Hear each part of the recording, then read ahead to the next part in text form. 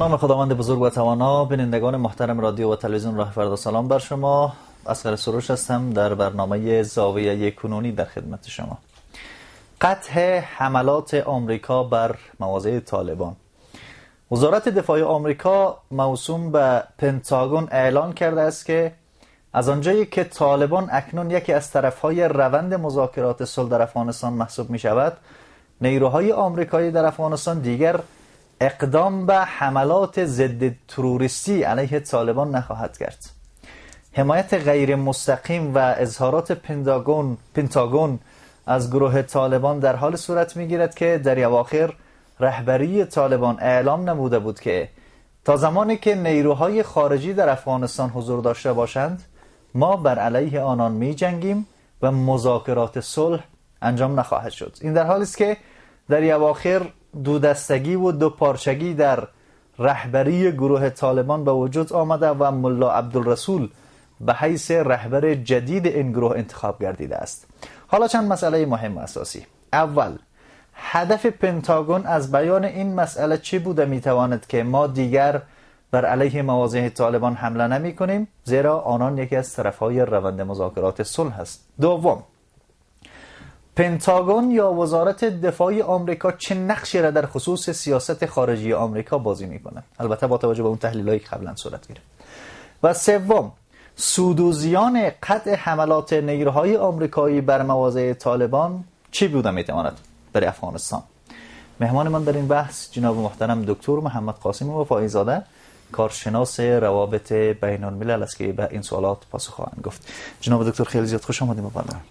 سلامت باشین. جناب دکتر، آنچه را که من مقدمه هم اشاره کردم که سخنگوی پنتاگون یکی اظهاراتی را داشته در مورد قطع حملاتشان بر مواضع طالبان، فکر میکنین که هدفش چیست و چه هدفی را دنبال میکنه؟ بسم الله الرحمن الرحیم. با سلام خدمت شما و بینندگان محترم تلویزیون راه فردا. اولی که طالبا در آغاز که وقت جنگ علیه تروریسم که یک بخشش طالبا در افغانستان در افغانستان و پاکستان بود اعلام شد، به دلیل این بود که طالبا در حقیقت یک تهدید در برابر امنیت افغانستان، امنیت منطقه و امنیت جهان تلقی می شد و امروز هم همون تهدید بدون هیچ تغییر باقی است. نه در تینت و نه در طبیعت طالبا تغییری اتفاق نیفتاده، طوری که ما در جنگ اخیر قندوز و در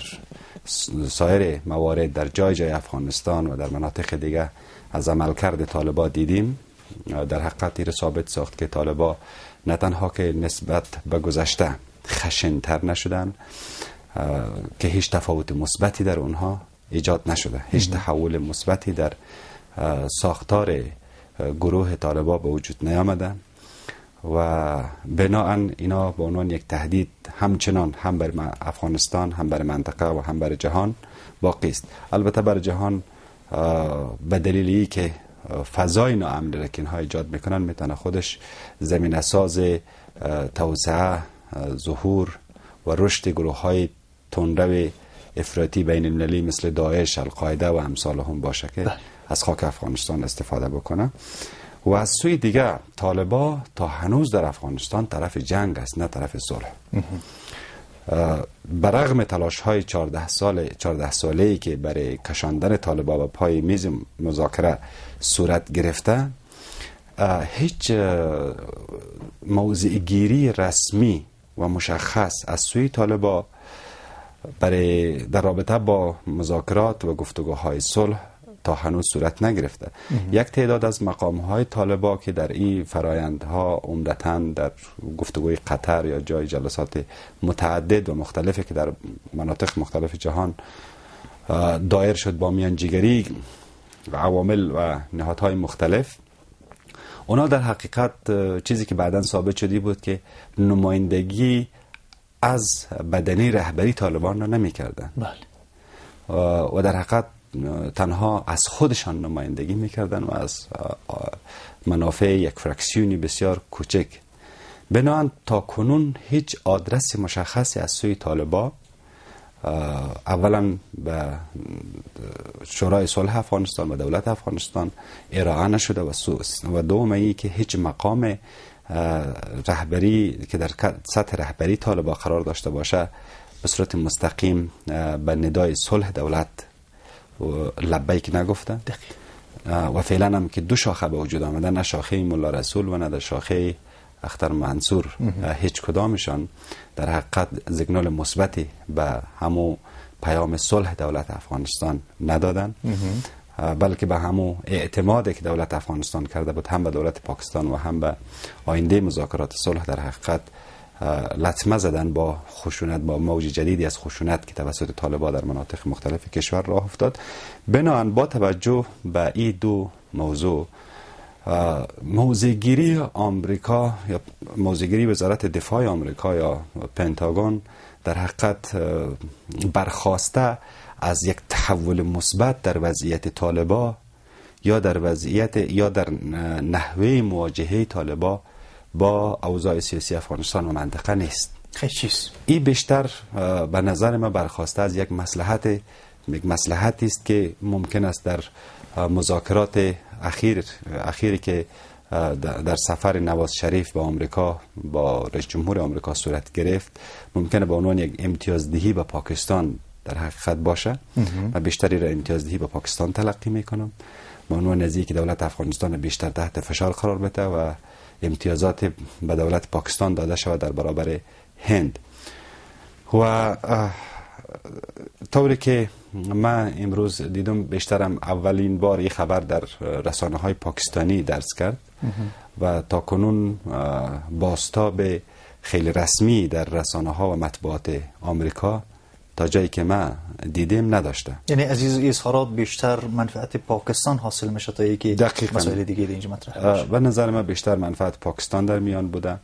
چون پاکستان از دیرباز سیاستش این بوده که در حقیقت با ترویج خشونت، با تشویق گروه های افراطی و خشن و تروریستی در افغانستان در برابر نفوذ رو به گسترش هند اینا استادگی بکنن و بیشتر دولت افغانستان متکی و وابسته به خود نگاه کنن و نشان بدن که کلید صلح افغانستان و کلید پایان جنگ در افغانستان تنها به دست پاکستان است و هیچ کشوری مانند هند یا کشورهای همسایه افغانستان، کشورهای دیگر نمیتونه، حتی آمریکا، نقش خیلی بارزی در اینجا ایفا بکنه. خب فکر نمیکنن این تصمیم و یا این مسئله را که حداقل پنتاگون مطرح کرده با اون رسالت اساسی را که آمریکا در قبال سرکوب مخالفین حکومت افغانستان حداقل داشتن در تضاد با او قرار داشته باشه؟ دقیقاً این در حقیقت با ما هدف اعلام شده دولت آمریکا که در سال 2001 جنگ علیه تروریسم اعلام شد و از مصادیق تروریسم گروه طالبان در افغانستان هست. این دقیقاً در تضاد قرار میگیره با مو هدف اعلام شده دولت آمریکا و مو آجندای جدیدی که برای در رابطه با امنیت بین المللی تعریف شد، هم در آمریکا و هم در کشورهای اروپایی و هم در اغلب کشورها، در اکثر کشورهای جهان که در حقیقت نظام بین المللی را پدیده تروریسم دچار یک چالش خیلی جدی کرد و موجب شد تا اینا نظام امنیت بین المللی را یک مقدار بازبینی بکنن و با تروریسم و نیروهای بدون کشور، بدون قلمرو و بدون دولت و فرامرزی که در مناطق ناامن رشد کردن و امنیت جهانی را تهدید میکنن، امنیت منطقه را تهدید میکنن، کشورها را به آشوب میکشانن، موجب زوال و ضعف و سقوط دولت ها میشن. در حقیقت از مبارزه بین دولت ها یا فشار بر دولت های مؤثر تغییر بکنه به سوی سرکوب این گونه نیروهای فرامرزی، فرامنطقه‌ای و بین المللی که به عنوان یک تهدید همه جانبه و همگانی مطرح است. یعنی در حقیقت این تصمیم اخیر در تضاد قرار میگیره با همون هدف، در حالی که طالبان در هیچ بیانیه رسمی تا هنوز آمادگی مذاکره، گفتگو با دولت افغانستان را اعلام نکردن، تا هنوز هیچ آمادگی از خود نشان ندادن و چیزی که ما دیدیم تأکید مکرر و پیاپی بر ادامه جنگ در افغانستان بوده بر علیه دولت. خب یک نحوی میشه که آمریکا را گفت حامی این وضعیتی که پاکستان داره دنبال میکنه در افغانستان است.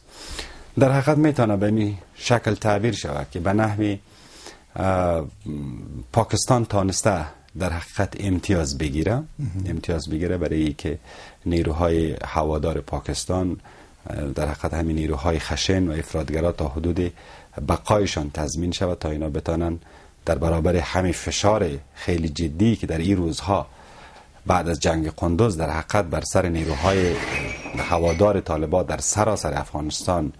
پدید آمده مقابله بکنه که در حقیقت نتیجه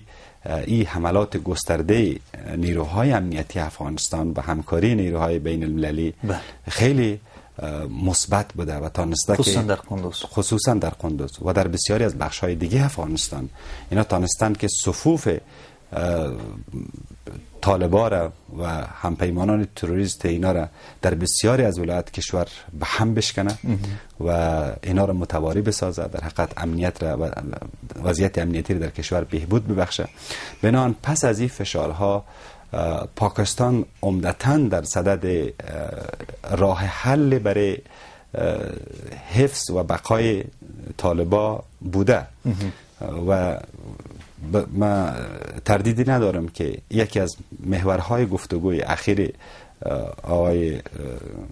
صدر اعظم پاکستان در حقیقت آقای نواز شریف با آقای اوباما یک موضوعش همی بوده، نحوه مواجهه با طالبان و پیشبرد موضوع صلح در افغانستان که در حقیقت تحت پوشش به نام مذاکرات و گفتگوهای صلح متاسفانه فرصت دهی به طالبان، حمایت از طالبان صورت میگیره و بجای ای که با حمایت جامعه جهانی، با حمایت مستمر جدی و بدون تردید از دولت و ملت افغانستان و نظام دموکراتیکی که در افغانستان سر پا استاد شده و شکل گرفته به ثبات و قوام همین نظام تلاش بکنن و کمک بکنن،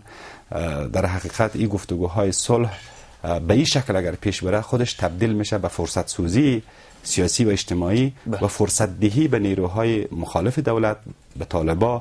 که هر روز دست به قتل عام مردم، به ایجاد وحشت، خشونت و رعب در ولایات مختلف کشور میکنن و هیچ آمادگی برای صلح از خود نشان ندادن. اما ما فرصت ها را هدر بدیم، در حقیقت فرصت بدیم به طالبان برای اینکه که نظم خود دوباره گروه های خود، صفوف خود منظم بکنن، تنظیم بکنن خودشان را و تجدید قوا بکنن در برابر دولت و ما دنبال اینا بگردیم دروازه به دروازه که در کجا شما هستین که بیاین صلح کنیم، در حالی که تنها راه موفقیت است که دولت از موضع فشار، از موضع قدرت وارد شود و نیروهای مخالف دولت را اینا رو وادار بکنه به این که سر میز مذاکره بشینن و با پذیرش اصول و ارزش‌های مندرج قانون اساسی افغانستان و سایر قوانین نافذه افغانستان و ارزش‌هایی که مردم افغانستان، نمایندگان مردم افغانستان بر او اجماع کردند و او توافق کردند و او به عنوان پایه و شالوده نظام جدید سیاسی در افغانستان قرار گرفته، خب با پذیرش همین اصول و ارزش‌ها بیان در کنار مردمشان در دامن دولت و نظام سیاسی افغانستان، نه اینکه دولت دنبال اونا بگرده. در حقیقت به این شکل اگر پروسه صلح پیش بره به معنی است که طالبان چی امتیاز میخواین، ما کجای قانون به تغییر بدیم، چی امتیازی به شما بده. این نوع فرصت دهی و امتیاز دهی به طالبان به هیچ جایی نمیتونه برسه. خب فکر میکنین که حکومت افغانستان از چنین اتوریته برخوردار باشه که بتونه از موضوع قدرت با طالبان صحبت بکنه؟ از یک طرف در صورتی که مسئله طالبان و فعالیت‌های طالبان ریشش را بعضی تحلیلگران آنچه که شما هم اشاره کردین بیشتر فراتر از مرزهای افغانستان میدانه، این یک مسئله. و دوما در صورتی که طالبان مخالف قانون اساسی و سایر قوانین نافذه کشور باشه، چطور میتونه یک بارگی حداقل زیر چتر این موضوع بیه؟ ببینید ما طالبان، ما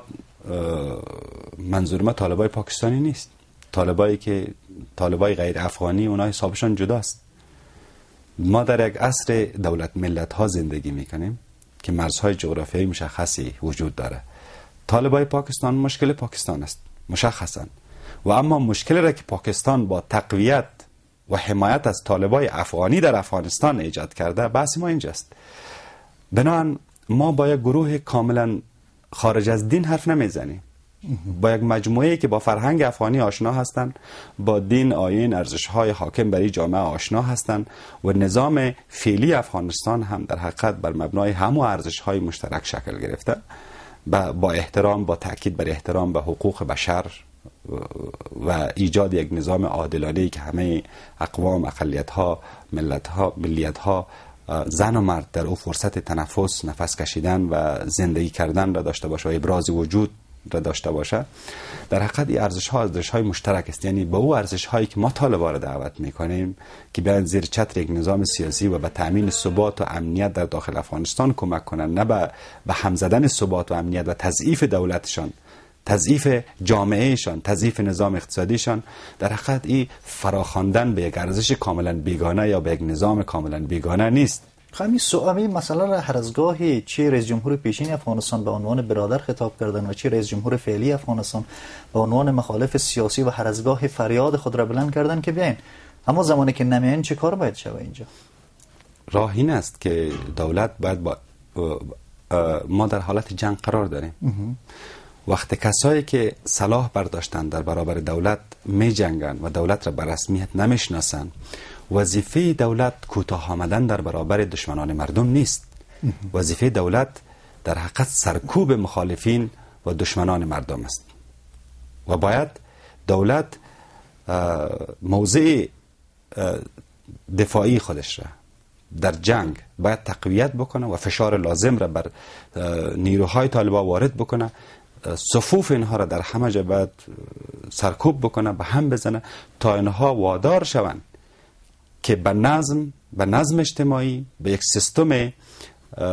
سیستم سیاسی که در افغانستان شکل گرفته، به دولت افغانستان و به ارزش‌های مورد توافق مردم افغانستان اینا گردن بنهند، بیاین سر میز مذاکرات بشینن و خواستشان را به صورت مشروع و قانونی با دولت در میان بگذارن که اینها چه می‌خواین.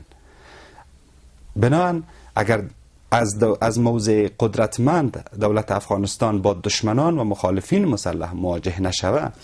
از موضع ضعف این راه به ترکستان میره، هیچگاهی ما به صلح نمیرسیم، بلکه برعکس از موضع ضعف اگر مواجه شویم با مخالفین مسلح، در حقیقت فرصت پیدا میشه برای تقویت داعش، برای تقویت گروه‌های تروریستی فرامنطقه‌ای که بیان لانه‌های جدید را در افغانستان ایجاد بکنن و پایگاه‌های نفوذشان را در افغانستان به وجود بیارن. بنابراین ما از موضع ضعف اگر با مخالفین و دشمنان مردم مواجه شویم، در حقیقت یک فراخوان عمومی برای همه تروریستای دنیا صادر میکنیم که هر کسی اگر در اینجا آمدید موقف گرفتید، فقط فریاد ما صلح است. یعنی ما با شما نمیخوایم بجنگیم و در حقیقت موضع ضعیف جامعه جهانی و موضع گیری دوگانه جامعه جهانی هم میتونه یک چنین سیگنالی را به نیروهای خشن افراطی و تروریستی در منطقه و افغانستان به خصوص ارائه بکنه که خودش نه به نفع افغانستان است و نه به نفع منطقه و نه به نفع کشورهای بزرگ جهان و قدرت‌های جهان که صاحب نفعی در منطقه هستند به هر حال. و اون نقطه ای را که مورد تاکید است و باید سرش توجه قرار بگیره این است که نباید ما تروریسم را ابزار دیپلماسی بسازیم یا به عنوان ابزار رقابت سیاسی استفاده کنیم. کاری را که پاکستان فعلا در آجندای سیاسی خود داره که از تروریسم برای تغییر موازنه سیاسی یا برای حفظ بیلانس سیاسی یا وضعیت یا کنترل وضعیت به نفع خود استفاده بکنه و نه اینکه ما بیایم تروریسم را به عنوان بخشی از رقابت منطقوی تلقی کنیم. نباید حمایت از تروریستا یا مخالفت و جنگ با تروریستا موضوعی باشه که مثلا بین دو کشور با هم رقیب مثل هند و پاکستان یک تقسیمات ایجاد بکنه که اگر کسی حامی تروریست است با پاکستان کنار بیاید، مخالفش است با هند کنار بیاید، یا برعکس مثلا تهدیدی که متوجه امنیت روسیه و کشورهای آسیای میانه میشه در حقیقت و اما عین تهدید متوجه کشورهای اروپایی است، کشورهای مثل آمریکا است و سایر کشورهای دنیا است. در حقیقت تروریسم یک مخرج مشترک است به تعبیری برای ایجاد یک پلتفرم مشترک برای عمل، یک پلان عملی که اما رقمی که دنیا در سال 2001 متحدانه عمل کردن، همدست شدن، اختلافات سیاسی و اختلافاتی که بر سر موضوعات اقتصادی داشتن اینا رو کنار گذاشتن آمدن برای مبارزه با تروریسم متحد شدن و یک دست از افغانستان حمایت کردن و 47 و بیشتر از 47 کشور حضور نظامی مستقیم در افغانستان پیدا کرد، همو اتحاد، همو همصدایی امروز در برابر این موج جدید از خشونت، تهدید، ارعاب و ترور که با ظهور داعش شدت بیشتر گرفته در خاورمیانه، باید همو اتحاد ضروری است، به همو شکل، همو همصدایی و همو هماهنگی سال 2001 بار دیگر امروز ضروری تر از گذشته است و بخصوص در قضیه افغانستان. آمریکا و جامعه جهانی و کشورهای اروپایی اگر پس از 14 سال، یعنی چیز نزدیک 1.5 دهه مبارزه با تروریسم، سرمایه گذاری در افغانستان، حمایت از یک دولت و نظام نوپای دموکراتیک در افغانستان، اینا بینی دولت را با حال خود رها بکنن و اعلام بکنن که دیگه اونا با طالبا، با نیروهای افراطی و تروریستی نمی جنگن و اونا را به عنوان طرفی از مذاکرات صلح میدانن، نه طرف جنگ. در حقیقت این یک نوع نادیده گرفتن بخش اعظمی از واقعیت در حال جریان است در افغانستان و همچنین در منطقه و در جهان که میتونه عواقب و پیامدهای بسیار منفی و خطرناک را برای همه داشته باشه. جناب دکتر، خب البته در مورد این که ریشه اصلی طالبان که در افغانستان بر علیه نظام سیاسی افغانستان میجنگه در کجا برمیگرده و حکومت افغانستان با چه روی کرده حداقل میتونه اونا را وادار بکنن و یا بکشانن به میز مذاکره، این یک بحث بسیار طولانی را میطلبه. خب حالا در مورد این اظهارات پنتاگون اگه ما صحبت بکنیم، خب 14 سال از مبارزه طاقت فرسای حکومت افغانستان و کشورهای بین المللی بر علیه همین کسایی که نظام سیاسی افغانستان را تهدید میکنه میگذره. چرا حالا مطرح کرد پنتاگون؟ چرا قبلا مسئله رو نگفتن؟ اگر واقعا بر اساس این روی کرد میتونه یک کار مثبت را در افغانستان رقم بزنه، با توجه به اینکه میگه طالبان یک از بخش‌های صلح افغانستان است. من در قدم اول فکر میکنم که باید منتظر مان تا جزئیات بیشتری از این موضع گیری پنتاگون بیرون بیه که طبعا مقدمه و مؤخره داره که البته او شرط و شروط و مستنداتی که در این مقدمه و مؤخره تصمیم جدید پنتاگون هست حتما مفهوم را میتونه به صورت کاملتر و واضحتر ارائه بکنه. جدا از یک ما تکیه کنیم به گزارش رسانه های پاکستانی که یک بریده کوچک را از این موضع گیری پنتاگون ارائه کردن، اما در عموم تا دولت آمریکا و ناتو در حقیقت از دیرباز، یعنی دقیقاً پس از سال به خصوص سال 2007 همواره دنبال این بوده که چطور میتونه حضورش را در افغانستان و این هزینه کلان نظامی را که در افغانستان متقبل میشه به این پایان بده و یک راه خروج آسان از افغانستان برای خود تنظیم بکنن که همون اگزیت استراتژی که برای خود تنظیم کردن در حقیقت در سال 2014 بود به این که آقای اوباما نظرش بر این بود که یک بار نیروهای نظامی را در افغانستان افزایش بده، یک سرج، یک افزایش جدیدی به عمل بیاید و بتانه با سرکوب نیروهای مخالف دولت افغانستان و گروه‌های تروریستی را تضعیف بکنه تا فضا برای خروج نیروهای خارجی در سال 2014 فراهم شود.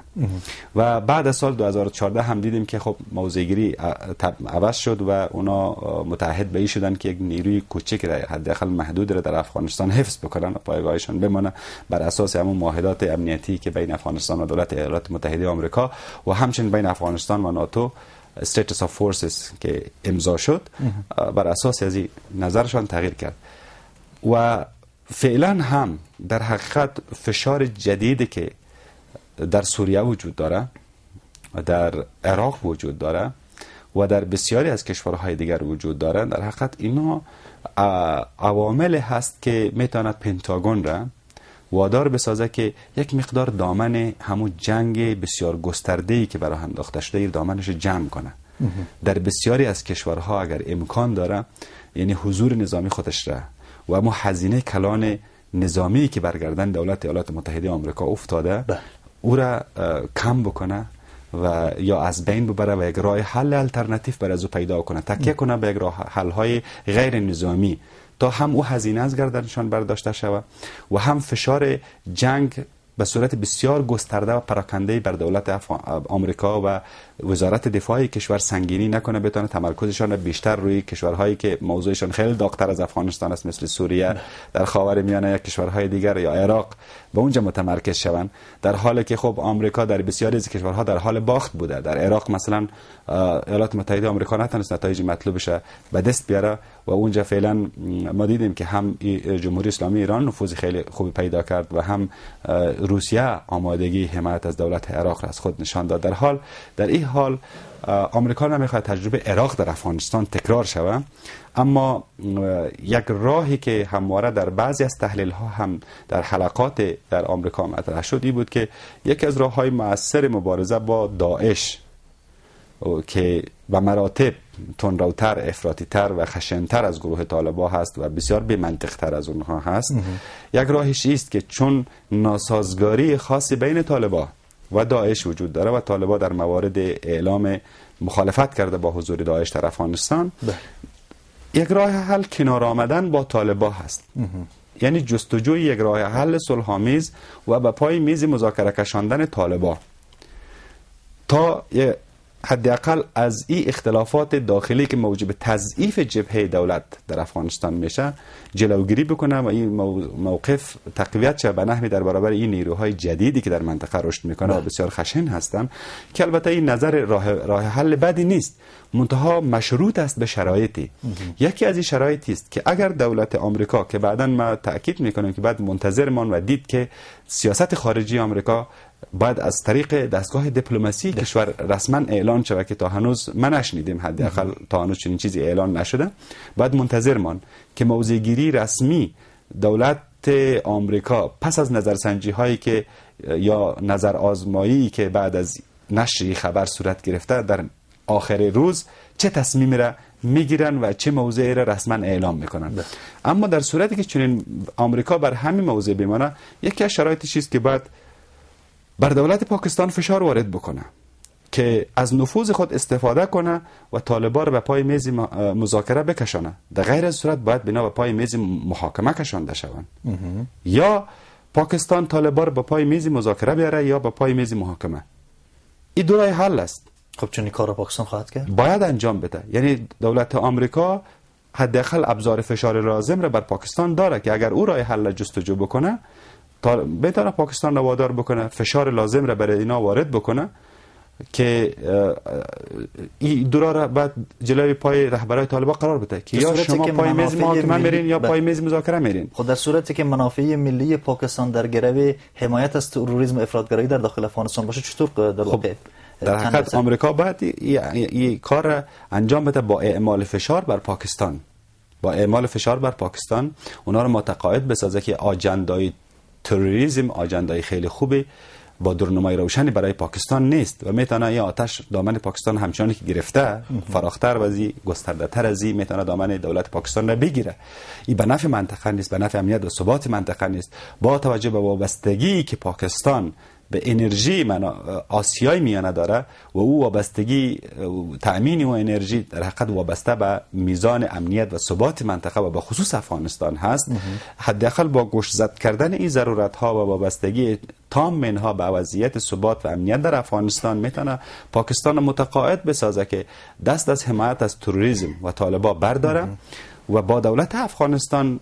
در حقیقت گفتگو بکنه، مذاکره بکنه و طالبان را یا به پای میز محاکمه بکشانن یا به پای میز مذاکره. و در عین حال خب دولت افغانستان مسئول است، دستگاه دیپلماسی ما مسئول است که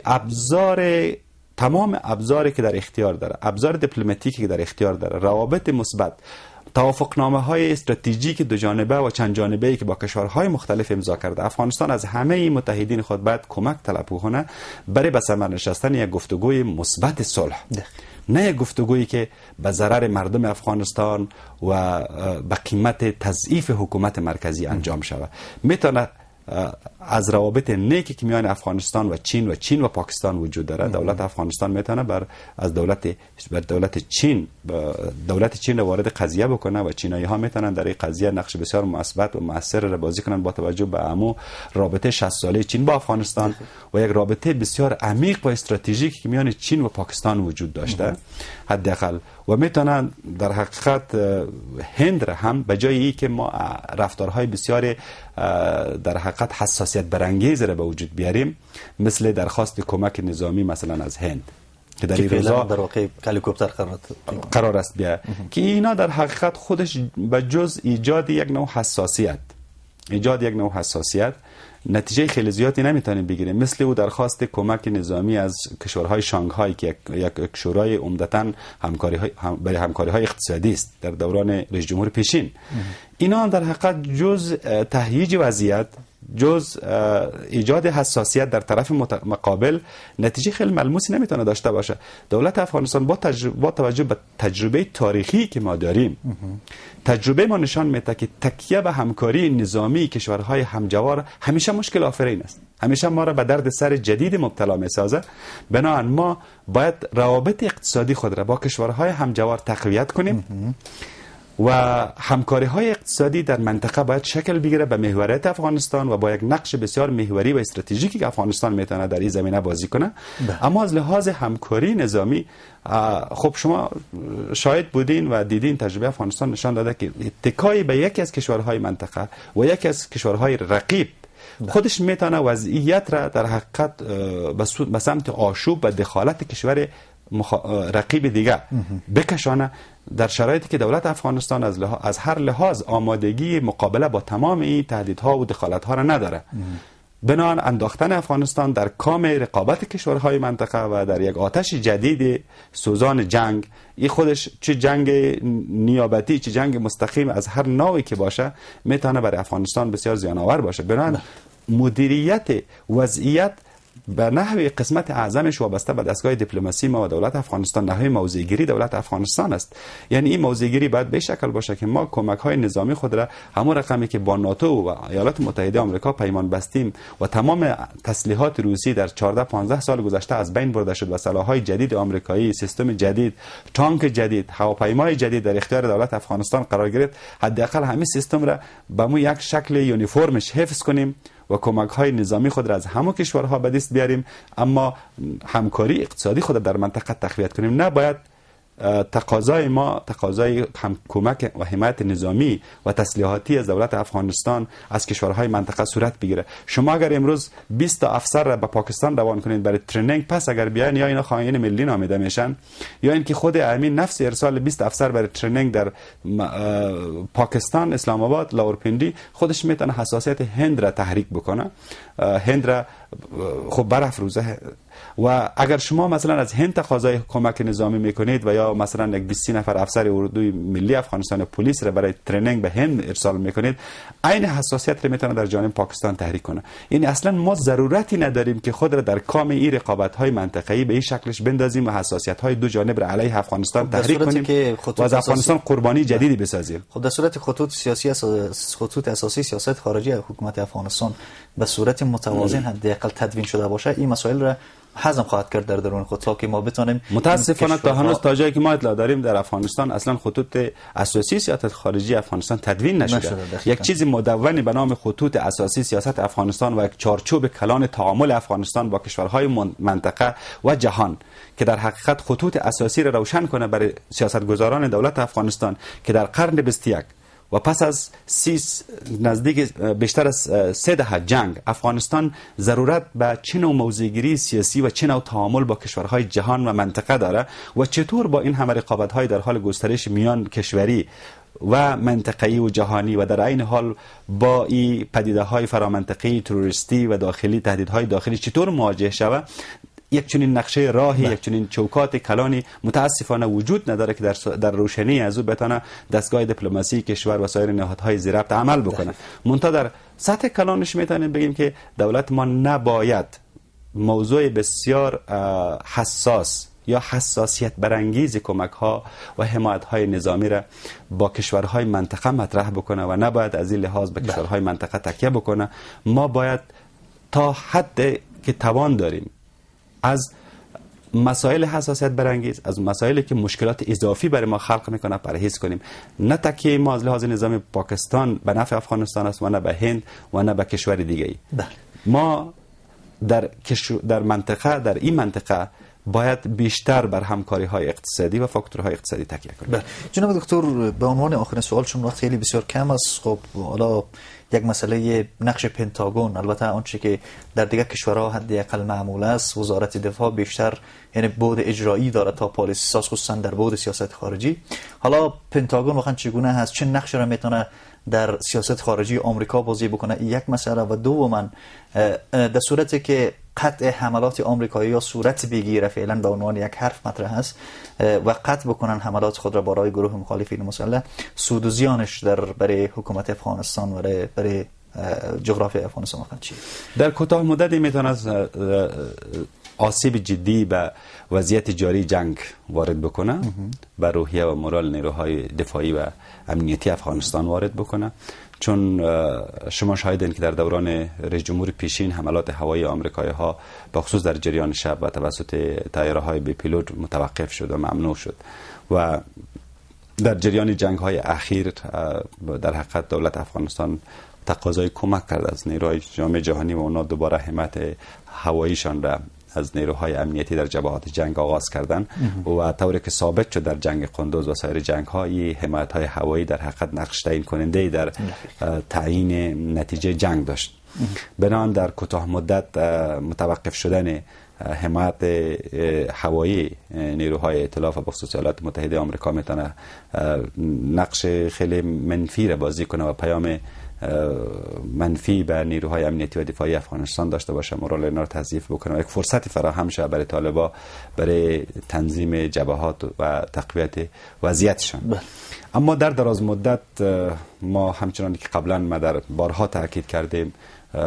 ما باید از این وابستگی براییم و او بایست که همون رقمی که وزیر داخلی افغانستان در جلسه استضاحیه به مجلس